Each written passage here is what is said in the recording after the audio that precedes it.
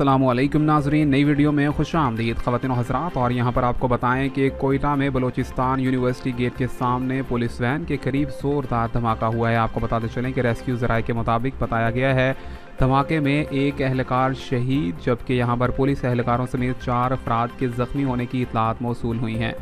ख़वातीन और हज़रात, यहाँ पर आपको बताते चलें कि बलूचिस्तान यूनिवर्सिटी के सामने हुशाब वाक़े के ख़िलाफ़ तलबा की रैली गुजरने के फ़ौरन बाद यहाँ पर धमाका हुआ है। और ऐनी शाहिदीन के मुताबिक बताया गया है कि बलूचिस्तान यूनिवर्सिटी धमाके की जद में आकर पुलिस वैन भी तबाह हो गई। जी हाँ ख़वातीन और हज़रात, आपको बताते चलें कि ज़ख्मियों को यहाँ पर सिविल हस्पताल में भी मुंतकिल कर दिया गया। ख़वातीन और हज़रात, आपको बताते चलें कि ज़ख्मियों की हालत काफ़ी ज़्यादा तशवीशनाक बताई गई है और बलूचिस्तान से इस टाइम की अहम तरीन ख़बर से आपको आगाह कर रहे हैं। मज़ीद तफ़सीलात से जुड़े रहने के लिए चैनल को सब्सक्राइब, लाइक और शेयर करना भी मत भूलिए। इसी के साथ साथ कमेंट्स के अंदर आप लोग भी अपनी राय से आगाज़ ज़रूर कीजिएगा। नई वीडियो में मिलेंगे, तब तक के लिए अल्लाह हाफ़िज़।